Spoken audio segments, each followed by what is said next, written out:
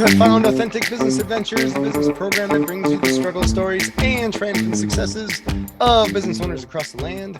We are locally underwritten by the Bank of Sun Prairie. My name is James Kademan, entrepreneur, author, speaker, and helpful coach to small business owners across the country. And today we are welcoming / preparing to learn from Jeanne Kolker, the owner, founder, super awesome person, I suppose, at Insight Counseling and Wellness. And today we're talking specifically to Jeanne about business as well as all the changes that have happened in her industry over the course of that crazy pandemic. So Jeanne, how are you doing today?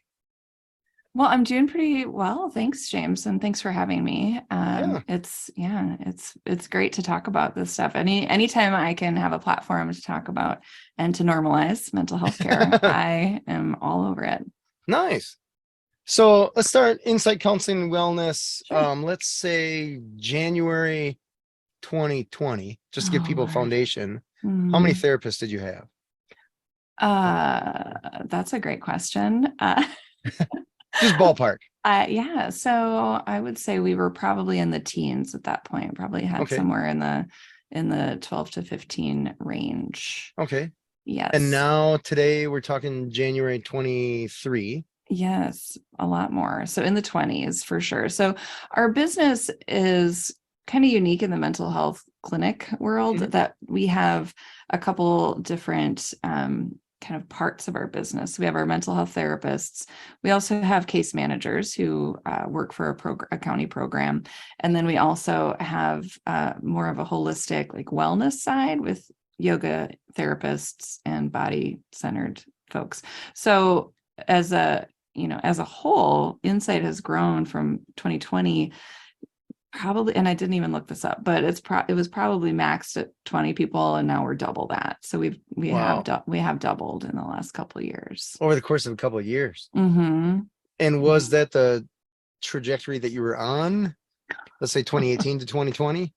No, I had no idea that this was going to happen. All right. I'd started Insight just trying to figure it out, and a couple other therapists that I coaxed along and into and brought them on, because it's a really hard thing to do on your own. To just I bet to provide mental health care is a very challenging, fatiguing, high burnout field, and then to try to do it yourself and figure it out just out of my master's program.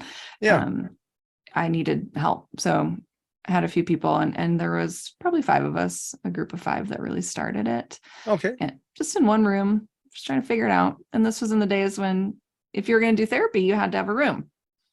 Sure. Yeah. Back in the day. Yeah, back in the day, you actually had to have real estate for people. Right. So we were sharing, and then we'd add a room the next year. We'd, expand our lease the next year, that sort of stuff.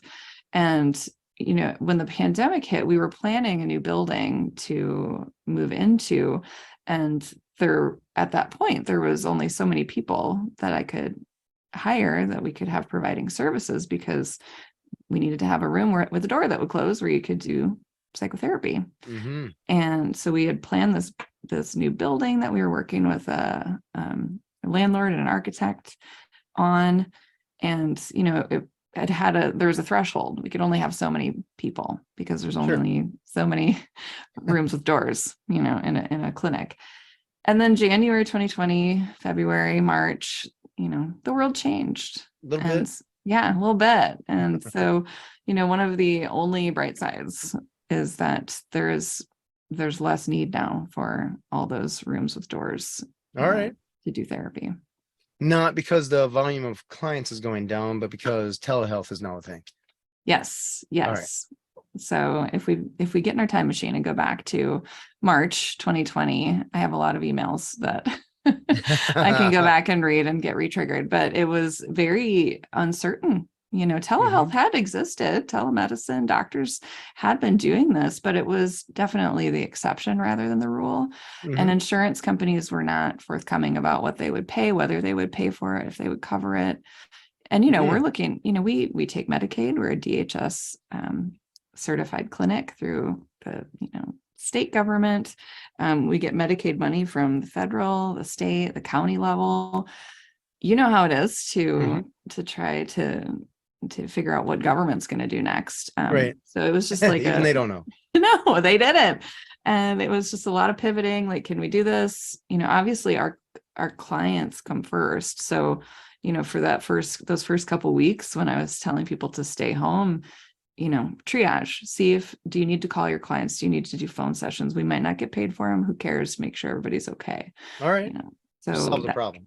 Yes, exactly. Like, make sure they know we're still here for them. We're going through this too.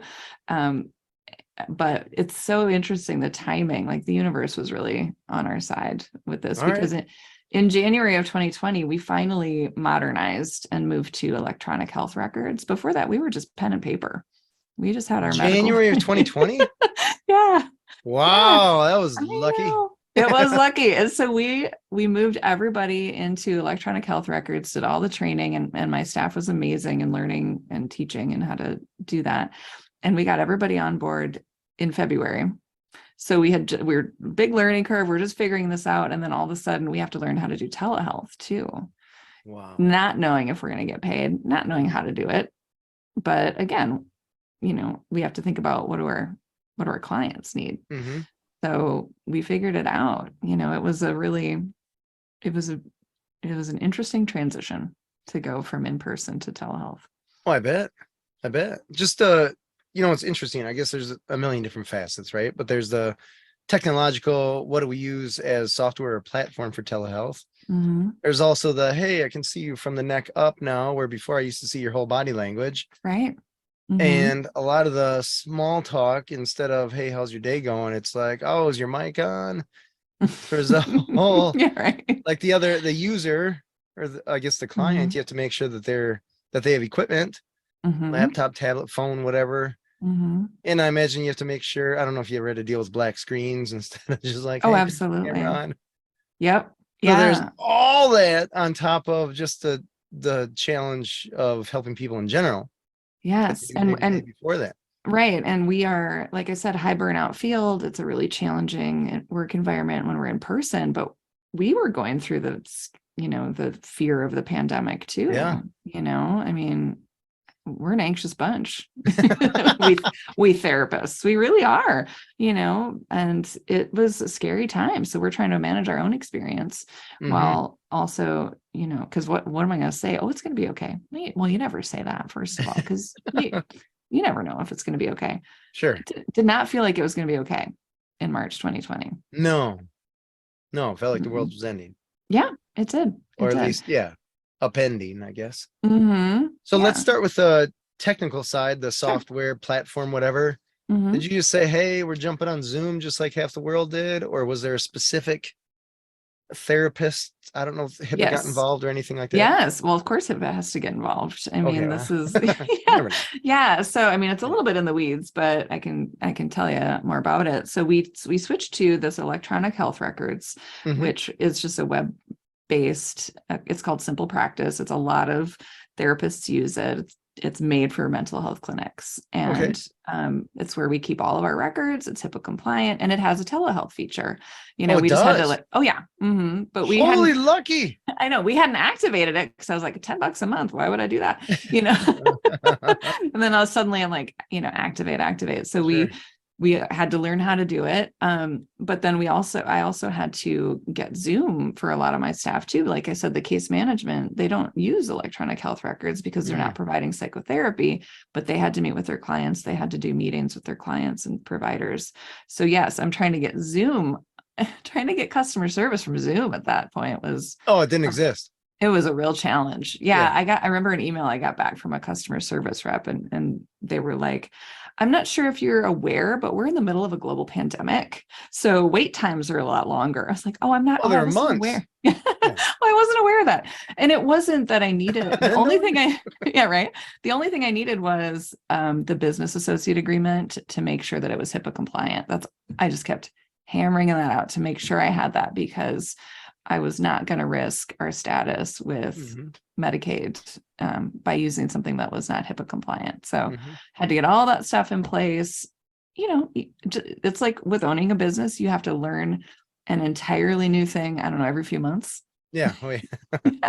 Yeah. Yep. Zoom was interesting that time. because I feel like it was just this kind of seat of the pants company with the ping pong tables and whatever junk like that. And all of a sudden they actually had to work, and they're just like, Mhm. whoa, Whoa, we weren't prepared for customers? this. We didn't expect customers. Yeah, Like, no I ping pong, get to know. work.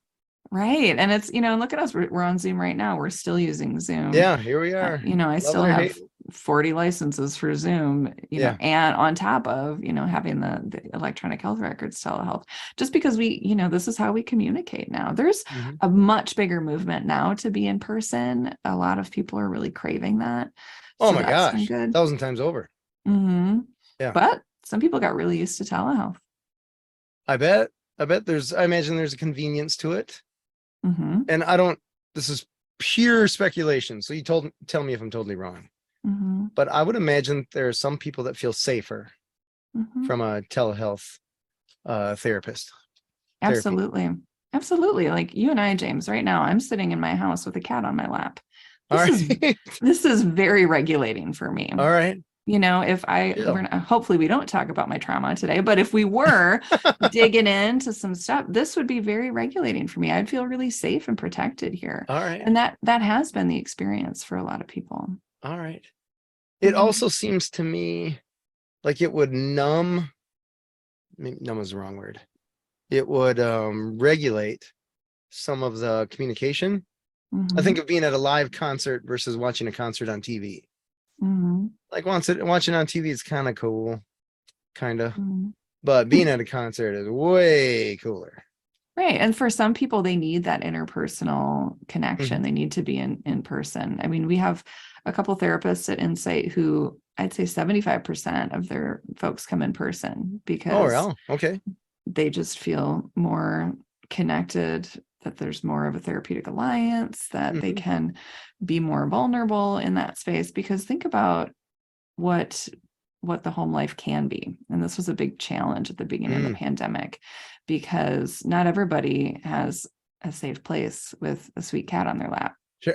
I mean, All people right. So could coming to be, therapy is an escape almost. it is, or, maybe it's not safe if there was an environment where there was domestic violence. There Sure. could be an inability to talk honestly, to even be in therapy. Sure. Hey, abusive spouse, settle down. I'm in therapy. Probably doesn't Exactly. go so well. All right. No, and so that was a really scary part of the pandemic. But Mm-hmm. also, on the lighter side, it was everybody was stuck home with their kids, so they'd get interrupted every 3 minutes. Mm-hmm. Dogs are barking in the background. Maybe people. I did so many sessions with people in their cars, just sitting in their driveway, trying to get some privacy. Oh, because that was what they had for a safe place or a Right? private, Yeah. quiet space. Yes, obviously they were not driving around, they were Right. parked, but Right. that, yeah, bundled up in the winter, like I've done lots of those sessions because that's where people could get privacy. So Interesting. it's just so much to consider when you think Yeah. about telehealth. Was there ever a technical challenge with people that just weren't? I Yep. mean, I just imagine like my dad, who's a older gentleman. Hmm. When we meet was on Zoom with him, that's every time it's an event. Right. Every time. You're on mute. Just click Why the can't I link, hear you? Yeah. click the link. It's every time. Right. Well, So I and can imagine if there's some anxiety because they're going to therapy or yeah. whatever, and the one roadblock is whatever technical Mhm. challenge that they have, whether it's self-inflicted or not. True. And so there's those more like funny anecdotes around that, but then there's also an issue of access too. Mm-hmm. Not everybody has a smartphone. Not Right. everybody who we treat is able to, download the forms, the consent forms, sign them and send them back because they don't have a laptop. So we had to really work to overcome barriers to access for some of our people. Interesting. And Mhm. was that something like you had to hire someone on, or did you have somebody on your staff that just figured it out, or how did you work We that? Yeah, we're all pretty much in charge of our own caseload. So we Okay. would, look at and see, we'd be able to communicate. We have an answering service that can do some calling for us. Mm-hmm. We have a lot of, we email a lot with our clients and just communicate that way and make sure that we're able to meet them where they are. And, sometimes phone sessions were the way that we reached people. And that was something that Medicaid had to approve. And that was another big, issue is, Oh, typically phone sessions were not approved until the pandemic. So there was all like a right. temporary waiver and variance and all sorts of fun stuff that I got to learn about. Sure. But it's So, in this time since then, I do think access to psychotherapy has definitely improved. all right. Well, that's good. That's very good. Mm-hmm. Tell me Mm-hmm. what the timeline from the time that the government, whichever government, I guess, said, hey, funny story, no more in-person stuff, to the time that Medicaid, as an example, said, Mm-hmm. hey, this is the way around that. It was probably 2-3 weeks to a month, where Oh, we it were, was. where All we right. were like, I was calling all my therapist friends, because networking, you have a lot Mhm, of people in your network, and mhm. we'd share, like, here's an email you can send to the governor, to your alder person, to and so we were really advocating to make sure that telehealth was approved and included. And it did end up that it was kind of that we were able to go back and bill for those sessions where we weren't sure. We didn't know All if we would right. be able to. Yeah. But there was a few weeks of just real uncertainty there. All Like right. I didn't know if the business was gonna, who knew? We didn't know. You didn't know. We didn't No. know. Mm-mm. I can definitely remember talking to a few of our clients off the ledge. Mm-hmm. When they, and in the end, I guess I felt, I don't know. It's interesting because it was very interesting to see how different people reacted very differently to the same information, or just like, hey, this is what's Mm-hmm. happening. How do you react? Like it's the whole, it's not the facts, it's the reaction to the facts. Mm-hmm. And how some people are just like, board the doors, and other people are like, ain't no thing. This will be done tomorrow. Yeah. And figuring out, like, just different entrepreneurs, how they were treating their business, how different people treated their employees, good or bad. How I guess the people, I guess talking about leaders and followers, seeing who was Mm-hmm. doing what they could to take charge of their little part of the world Mm-hmm. and lead their crew, and others are just what I would consider cowering in fear, I guess. Or Mm-hmm. maybe it wasn't even fear, cowering in uncertainty, Sure. I think, where they're just like, I'm just gonna be in the fetal position in the corner and wait till somebody tells me it's safe to come out. Right. I mean, I can understand that reaction totally. And it is, it's a life threat, first of all. Hmm. And then it's your livelihood, so Yeah. it can just kind of get you in that frozen state of, okay, now I guess it's all over. Maybe it's all over, This you is know? it. Well, and you've had me on before, and I talked about how our offices caught fire in 2018. So Yeah. we had this big, like, fire event when telehealth didn't exist. And I thought, well, this is it. I don't know how we're going to do, all right, well, we had a good run, Sure. couple years. Right. And then Hmm. we just like got back, kind of got our groove back, in 2019. I was feeling so good. And then the pandemic hit, and I was like, are you kidding me? This is, you really have to believe in the mission. Hmm. And I'd love to say, well, just, trust the universe. No, you had to really, really make some quick decisions and be really thoughtful, and, Right. try. I didn't have a crystal ball, but I had to kind of pretend that I did. Fortune And favors the yeah, bold, right? yeah, yes, Not gonna exactly. favor the cowards, right? No, no. And that's one of the things that we ended up hiring a lot of people, because I no longer needed to buy them an office chair, like, in a couch and all that stuff. Because Oh, so the financial investment of a, I want to say tech, of a yeah, therapist. yeah, Sorry, that's my old world. Of sure. a therapist wasn't as extreme as it was when they're Well, remote. I wasn't as worried about finding a place for them. I mean, of All course, right.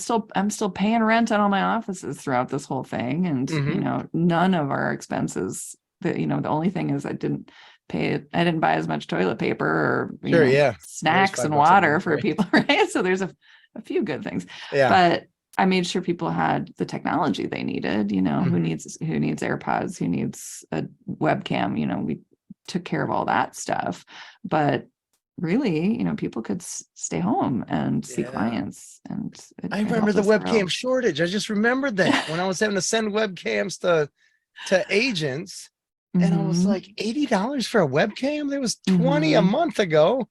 I know. And do you It's so do you funny. Like, remember, like, that's where, how much it costs to just buy, like, wipes, like Yeah. Clorox wipes too. I could not get my hands on them. I think I paid $200 once for like 2 containers of wipes. Oh my gosh. Because I Oh, still that's had, I still had somebody coming into the office to do yeah. some work. And, it was, boy, that was a wild time. Yeah. Oh my gosh, I forgot Mhm. about that. Mhm. I That's know. funny. You mentioned the word triggers, like, Yeah, absolutely. forget about that. So, Mhm. you got the people, the therapists, all that kind of stuff remote, figured out.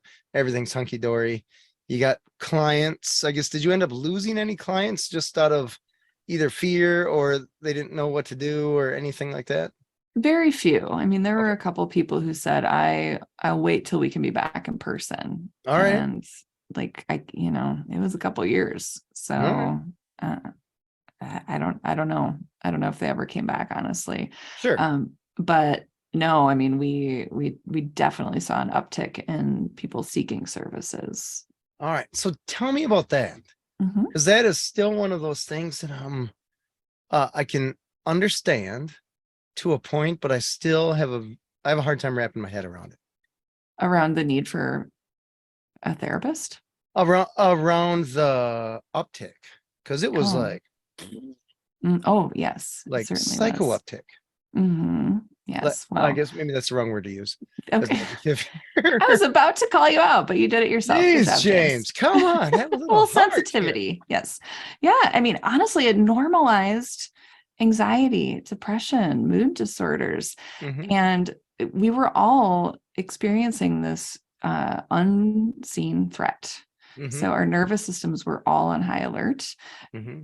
We couldn't see what was happening. We did not feel cared for by our government. Not I at all. can speak Right. for other people. Hmm. It was chaos, right? So it really did feel kind of apocalyptic in It my did. mind. And so, okay, so now we're anxious about this. We're depressed. We're at home. What do we do to cope? Well, we start drinking, using drugs, coping with food, video games. So, like, we turn to our soothing things, which can also be addictive and damaging things. Right. Make it worse. And yep, makes it worse. And then our relationships suffer. We're stuck at home with our kids, our family. Maybe then things start to, things that we've been able to kind of just limp along and get by suddenly are in, the volume is turned way up Hmm. on some of the dysfunction that's happening in our lives. So I think that had a lot to do with the uptick. And then there was just a lot more talk about mental health. Hmm. And I think that, and again, maybe it's just because of who I follow on Instagram and that sort of stuff, that I see people talking about it a lot more, that normalized it. And Mm. there, more Where people were before, willing to I reach guess, out. before was it kind of taboo, or what do you mean normalized? Well, there's still a mental health stigma, unfortunately. Okay.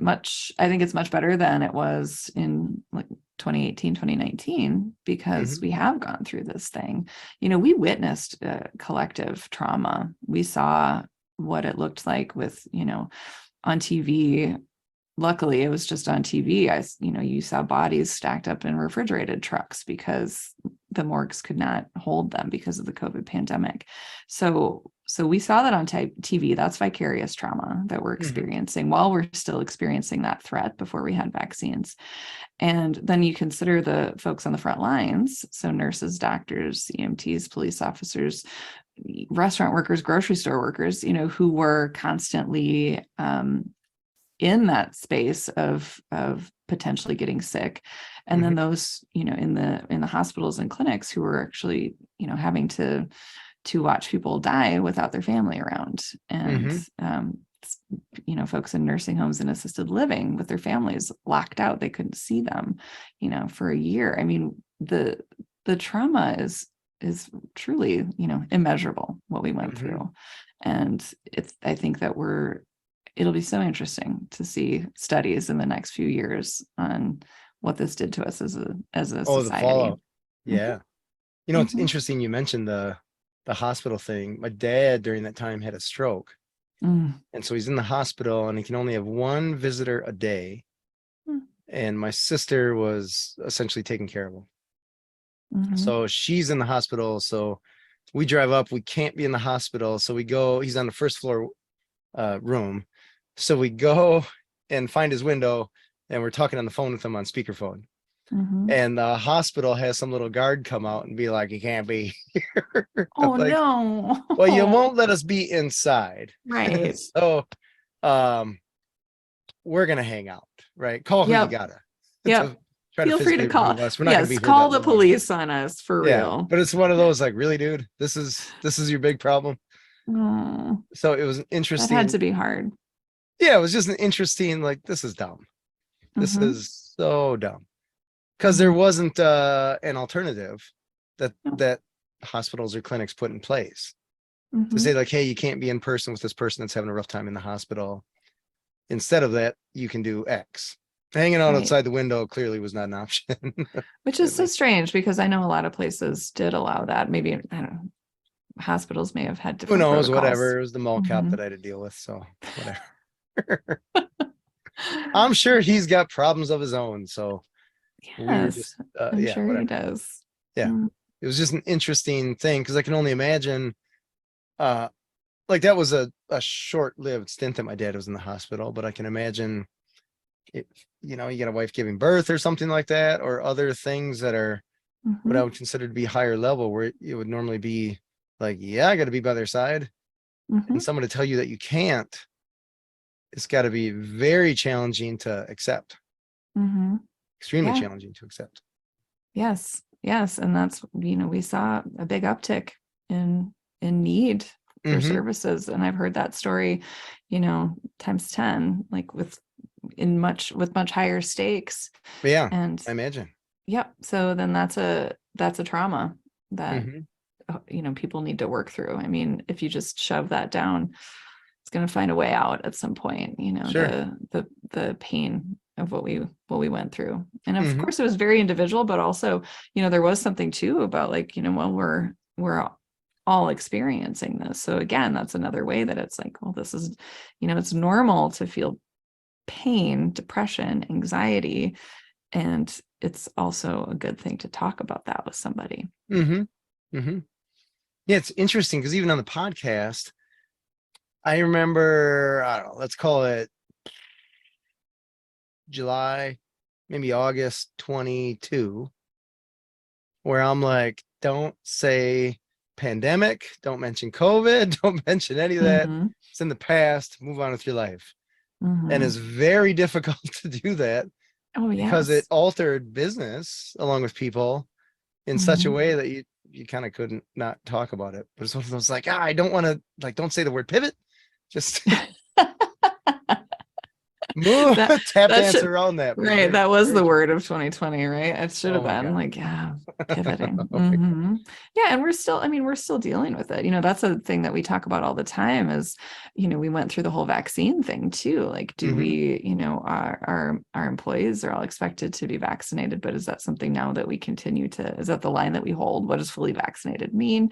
Do Mm-hmm. we we do groups, we have yoga classes, do we let people in there Mm. who are unvaccinated? Like, how do we're still talking about how to manage that. Still. Mm-hmm. All right. Because I imagine Yes. there's people on both sides, Mm-hmm. whether vaccine or no vaccine, or Yep. Mm-hmm. I don't 6 feet or whatever. I don't know. Right. Mask, not mask, all this. I Yeah. don't know. Yeah. Insert challenge here. Exactly. And the guidelines haven't exactly been crystal clear, as you know. Right. I So don't know if they so ever then were. no, and that's where you and I as business owners then have to make, difficult decisions about Mm-hmm. that. And ultimately it's about protecting the greater good for us because we are a mental health clinic and we serve vulnerable populations. We are for our groups and yoga classes, vaccines are required. Mm-hmm. So it's, that's something that we went back and forth on, because, we have to think about also not denying services to people too. So Oh, again, that's where telehealth can come in, sure. So we Is that we where you really offer vaccinated yoga and non-vaccinated yoga, or well how do we you? now our yoga studio is, if you want to come to class, it is vax only, Okay. and we're still holding to that. But we do one-on-one with people. If maybe group isn't accessible to somebody who is not vaccinated, we don't deny them services. Okay. We continue to serve just maybe via telehealth or individually. Sure. But then again, I've got a staff of 38 some people, and, sometimes they say, I don't want to be in a room with somebody who's not vaccinated or not masked. Then I have to have that, I have to have that conversation as an employer, because you want to make sure that people are feeling that their health is being protected. Do you also, I guess, speaking of employees, right? I imagine just like clients, you have employees that are going to fit somewhere on that spectrum, whether they're like mask, no mask, vaccine, no vaccine, whatever, in person versus tele, I'm only remote or whatever. So I imagine you'd adapt to some of that, or oh, for I'll sure. say adapt over cater. Yeah. Well, good word choice. Yes, good word choice. Yes, we do. And it is very individual, of course. When the vaccines were offered, we scrambled to get them, of course, because we really wanted to make sure that we were protected for ourselves, of course, but also for our clients, and there's just so much, so much unknown and misunderstanding and misinformation. I don't have to tell you about any of this. Right. That it is one of those things where it's so hard to just have like here's a hard and fast policy, here's what we're doing, because there's so many shades of gray so often. So we do, work with people individually. We give our staff a lot of attention, I feel, and make sure that they are feeling like it's a safe and good work environment. Sure. I want to ask you, I guess, just speaking of work environments broadly, when people come to your, I guess, clients, and I don't know if you necessarily know this or not, since you have so many therapists, but maybe it's an industry thing. When people come and they're like, hey, I have some challenges that I'm dealing with recently over the past few years with the pandemic and stuff like that, how much or what percentage, I guess, from your perception would be considered directly pandemic versus work during the pandemic related? Because I see a lot of places, like even Disney's like, hey, come on back. Yeah. Right. Apple, come on back. Google, Facebook, Twitter, they're all like, hey, come on back. We have ping pong tables or Mickey, whatever it is they're after. All right. There's a reason that they're saying come on back, and I imagine it has to do with productivity, because they don't want to buy more toilet paper than they need to, I suppose. Right? or disinfecting wipes or whatever.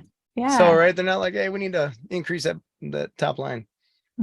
So I imagine some people are anxious about that. They've been living or hanging out at home doing their job or punching in, maybe not doing their job. Not my staff, James. My staff is all highly professional. Yeah, all of ours.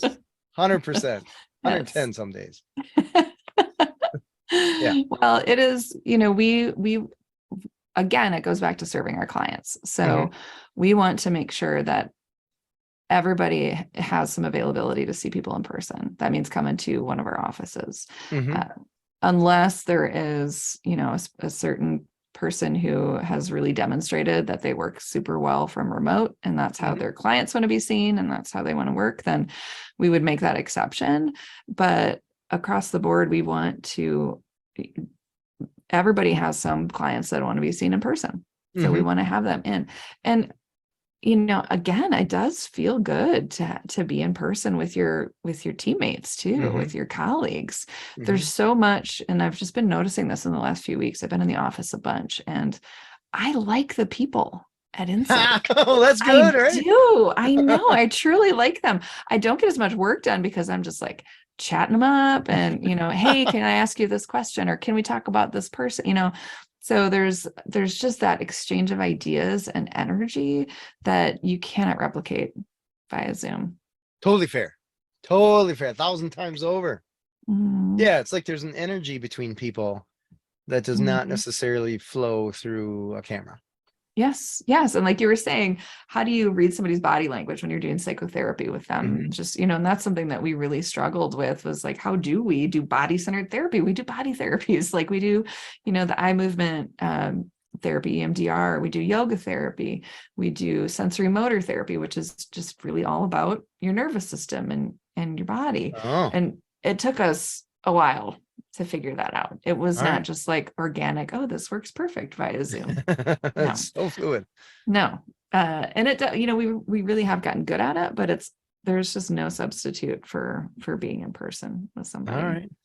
Speaking of which, and maybe twisting that knife a little bit, have you ever had to give therapy, or have your clients or your employees, sorry, Mhm. had to give therapy to a black screen where the client just either refused or Mhm. couldn't get their camera to work or something like that? Yes. Yes. All Yep. right.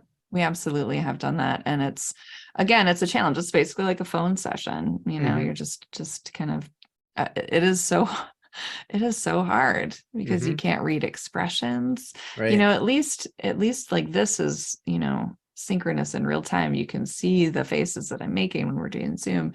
You Mm-hmm. can see if I'm upset or if I've, Please don't. had a reaction. When you're Yeah. on the phone, it's like, I don't know, I can tell they're like, eating chips, and that's that's about it. And it's hard. It's really hard to do Yeah. that. My It's wife's a, definitely not the preferred way.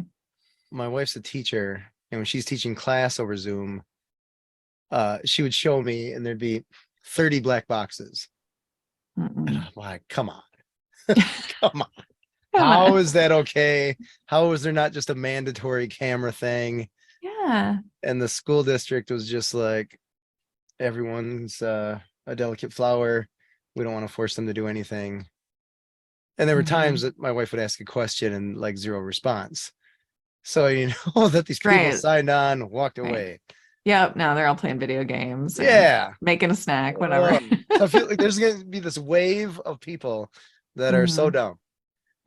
It's just, That have not had the opportunity to get as much education as they yeah, should. they're just missing a few Mhm. years, right? So you're just like, Mhm. oh, you're a pandemic kid. Got it. I don't so again, it'll be really interesting to see. Hmm. That was so it's so hard to do telehealth with kiddos, if you ask me, Oh, I because bet.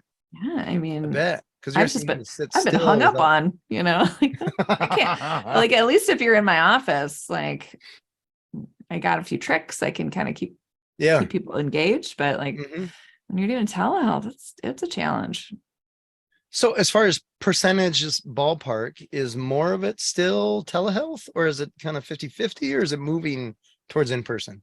It's still the majority is telehealth. It is. I'd say like 60-40 at this point. Okay.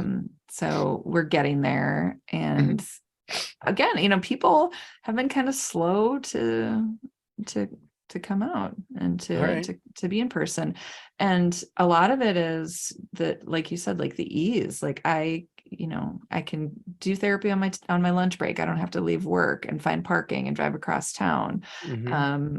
I can do telehealth when I'm in my car waiting for my kid's soccer game to get out or whatever it Hmm. is. So it really has, it's, for working folks, for parents, it has made it much more accessible to be All able right. to get therapy.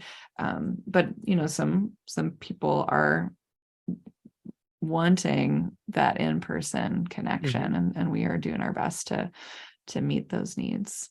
All right. It's a challenge. I mean, it's been slow. It's been slow. All right. Fair. Mhm. And have was it Medicare, Medicaid?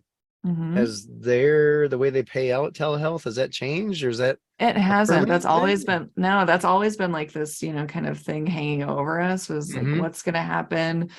Suddenly all the insurance companies, they were just like, yes, we approve telehealth. Here's the modifier you have to use for billing. Like, okay, that took us a while to figure out, but we got it. Hmm. And, the threat has always been, well, they'll probably pay less for telehealth because, Oh. the theory is there's no overhead, yada, yada, yada, which Mm. is not true. Like No. we still have to have an office for people who want to be seen in person. Hmm. We still have to pay for, the telehealth platform. Right. Um, Licenses. Yeah. yeah, yeah. And, our headphones and our speakers and our webcam, all that stuff. Hmm. So far, there hasn't been a big like mandate or edict that the payment is different. All right. There hasn't been that, hey, in 2 weeks, no more telehealth or whatever. Oh gosh, that has been my fear, I from the bet. beginning. but how do you put that genie back in the bottle? Like once it's been released, That's we fair. see that this works.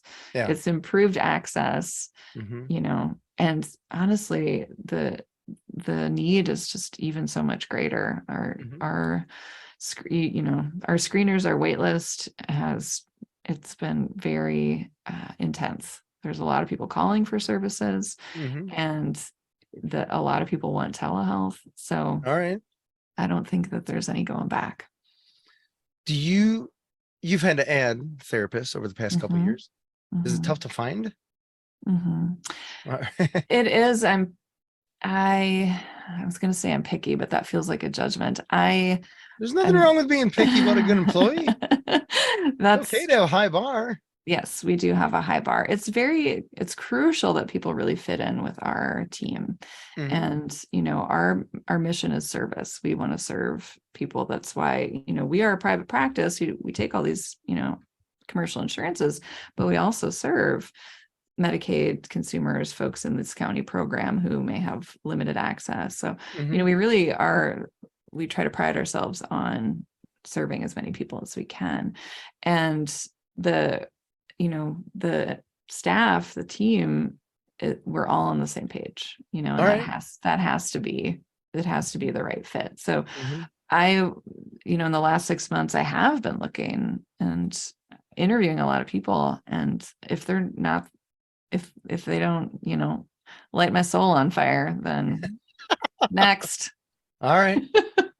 So I just interviewed someone that has a massage therapy clinic. Yeah. And when she hires someone, one of the things, like after they jump through some hoops and they pass those, she gets a massage from them. So in the case of this, do you end up having you or one of your crew go through a therapy session with a new potential therapist, or how do you know? That sounds so cringy. No, we don't do that. I'm asking. I don't even know how you could possibly answer, but well, I have heard, I've heard other hiring processes where people like have to demonstrate a skill or something like that. For us, it's really, I can pretty much tell right away when I see somebody, when I meet somebody. There's so much of just the interpersonal presence that is crucial. So, we do a lot of our interviews via telehealth just because it is. I was just going to ask. Yeah. Yeah. All right. It's convenient. We've done some in person in the last year, but just with schedules, sure. I could squeeze somebody in between a couple sessions.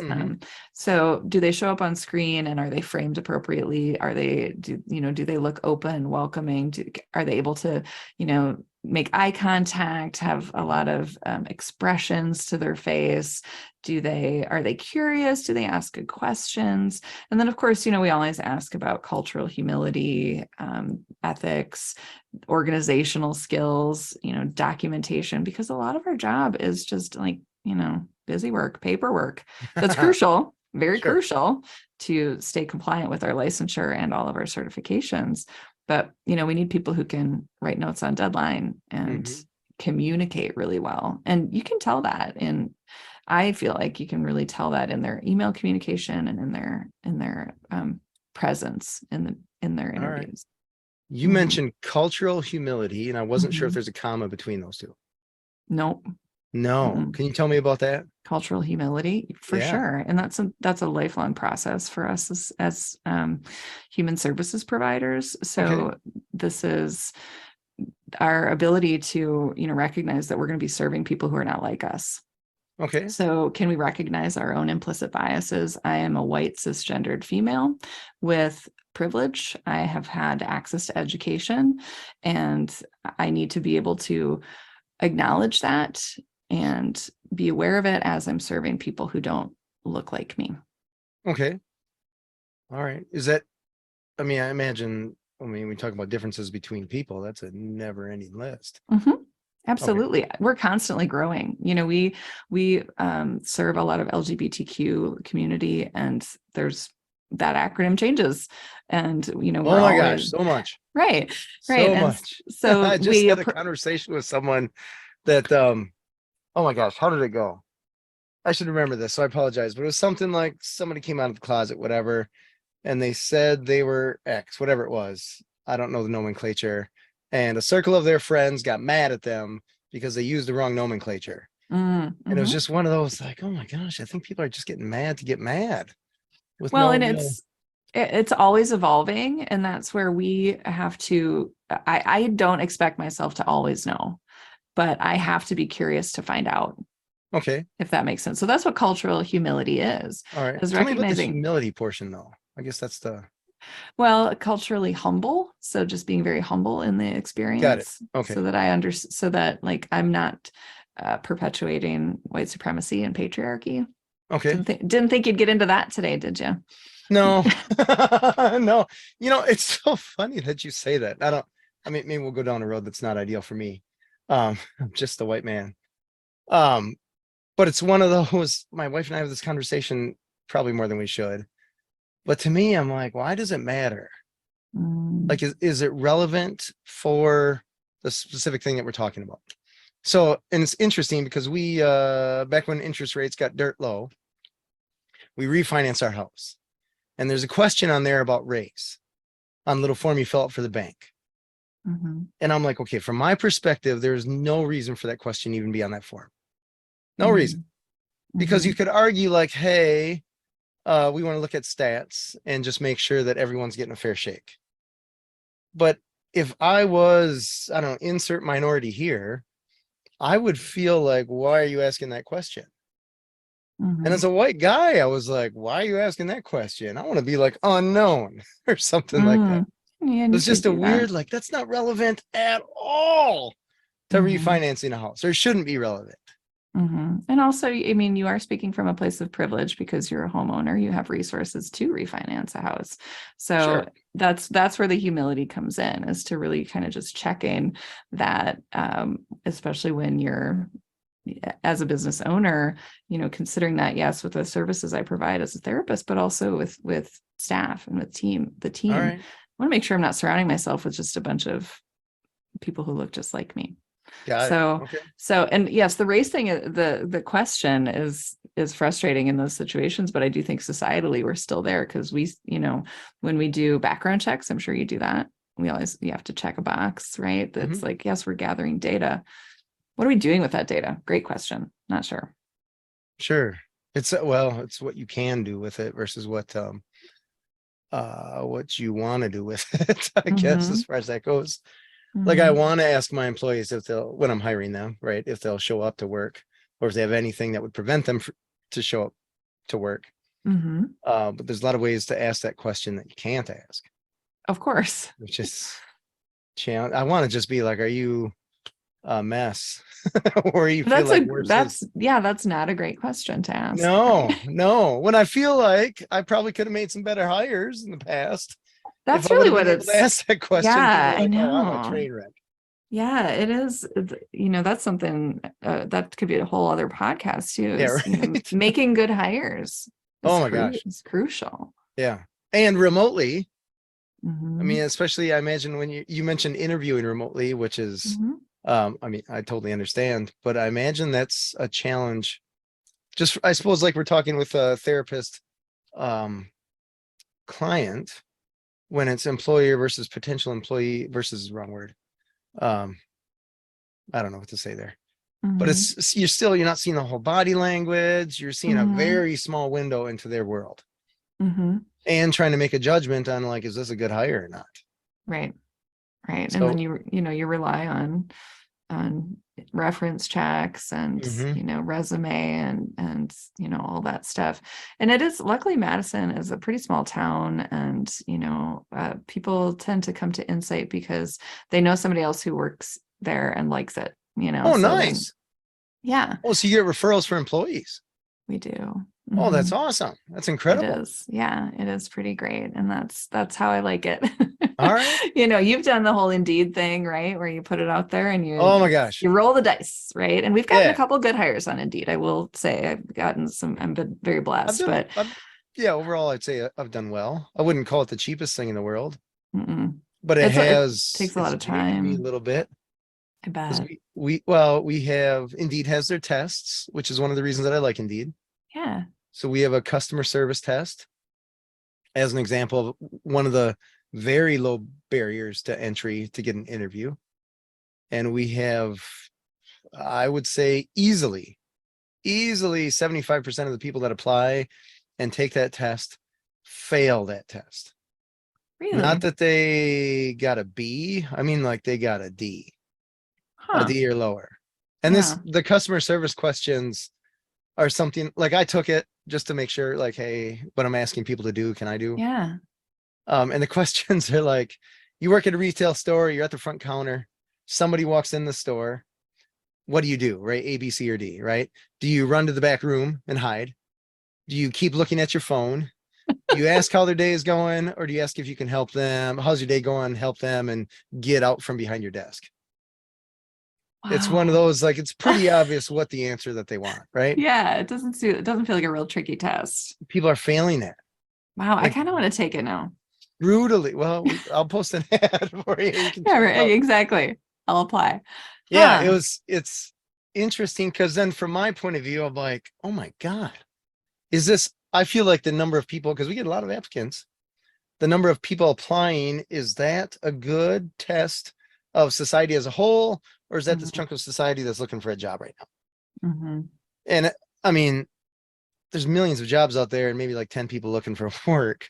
So Right. it's interesting because I'm like, I know why you're looking for a job, because you are Mm. so bad at customer Because you've service that, lost a few jobs. Yeah. yeah, people are Mhm. like, no way, we'll live without another employee over hiring Yeah. you and risking whatever fallout you'll have. Well, and that's what you learn, right? It really boils down to making good hires to Hmm. prevent headaches in the future. Yeah. Yeah. So let's Mhm. talk about growth. We don't have a ton of time left, but let's talk Sure. about growth the Yeah. next, I don't want to go too far in the future. Let's say 2, 3 years. Yeah. Do Yeah. you expect to double again? Oh no. Mm-mm. No, No, not at no. all. Cannot manage that. All right. I think, you know, probably I'd like to say we'll cap at like 45 people All right. eventually. We're not quite there. Sure. Because the need is so great. We've Hmm. just seen an uptick in people calling, and we have a lot of people on our wait list, and we are working diligently to get them services because, I want my community to get the help they need. I want my community to be healthy and, Right. yeah, balanced. So I think we'll grow a little bit, but we have a new building on the east side that's just been a wonderful new home for us. And that Nice. it feels really good. I really like it. Everything's new and shiny and happy and great. Well, I mean, I loved our old offices. They had tons of character, but the roof would leak and the That's the one that burned. whole fire thing. Yeah. Yeah. Yeah. It was a kind of a tinderbox. They're wonderful old buildings with tons of character. And I actually do miss that a lot. And I miss the folks that were in those buildings, but Hmm. we've, onward and upward, we've got a nice new space, and we have a new clinic in Verona in a very old house, actually, that we've been renovating to turn into a clinic. So Nice. yeah. So we want to get that really, bolstered and we've actually just made a couple hires for there, Very and cool. being able to serve that community is really exciting, and Hmm. to reach people on the west side. But again, we see people all over, really all over the state now with telehealth. All right. So we'd have to keep, obviously we're all licensed in Wisconsin, so we have to continue to just see I people was who are just going to actually, ask what the limitation there is because I was certain that yeah, there's limitation. there sure are. Our client has to be in the state of Wisconsin. Got it. Okay. If we're only licensed in this state, which most of us are All right. just licensed here. Mhm. All right. Well, cool. Yeah. Yeah, it's exciting. We've got a little yoga studio we're hoping to grow too, and that's just a complement to the therapies. All We're right. doing we're doing aerial yoga, which is a very unique thing. Aerial, like air, In strings, a ropes. it's like a hammock. So it's like, All right. if you're in a hammock, at your lake house, James, I'm sure you've got one of those, right?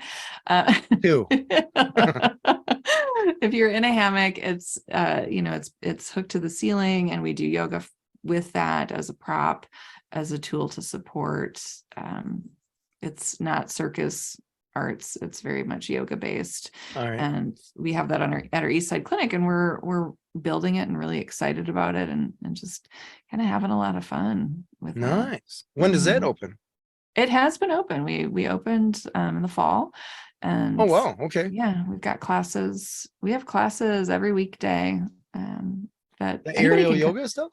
We have we have aerial twice a week, and then we just have other mat classes. I teach just regular mat classes, restorative, gentle flow, that sort of stuff. That it's open to anybody. You don't have to be a client of Insight. You can All come right. and take yoga classes. So that's Interesting. part of that integrated, clinic philosophy that we have. That it's not Yeah. just about, sometimes you can't just talk about your feelings. Sometimes you have to actually be in your body. Got to be in your body, have a relationship with it, Right. and we offer that as that complement. Very cool. Very cool. Yeah. So before we close here, is there Mhm. anything, I guess, if you were to just tell the world something to help them out in this facet, I guess, is there any advice, Mm. quote, super awesome, magical genieisms that you Yeah. would send to the world? Mm. Hmm. Well, it's pretty cheesy, but it's really all about getting to know yourself and All right. being comfortable with yourself. And, I'm not saying be yourself, but doing the work of introspection. I think if you can spend some time, whether it's, exercising, doing yoga, being with family, playing your instrument, whatever, outlet you feel, where you feel like a sense of wholeness, do more of Mhm. that. Do more of All right. that. Get off the Facebooks and and Fair. really engage in your life. And I know that sounds really like kind of cheesy and simplistic, but that's It's usually the something that best advice though, right? I feel like, yeah, I feel like people are missing that. People are anxious. They're reading the news constantly. They're comparing themselves to others on social media. Right. And, we're losing that connection with self. And the more that you can do that for some people, maybe it's not journaling or meditating. For some of us, that really works well. Hmm. Like I said, maybe it's playing your guitar in your basement, whatever it is. Sure. Just do more of that. I like it. Love it. Cool. Well, thanks you. Thanks, Jeannie. I appreciate you being on the show. Yeah, thanks, James. It's been great. This is cool. Can you tell us where people can find you, both Sure. your office location, as Yeah. well as website, or just a way to get a hold of you? Sure, absolutely. So we're at insightmadison.com, and we have our maps to our offices there, and screening forms and all that good stuff. We're located on the east side at 1943 Winnebago. It's a brand new building. It's lovely. And then our Verona branch office is at 324 South Main Street, kind of right next to Miller's and the bike path there in Verona. Oh, sure. If you're familiar with it.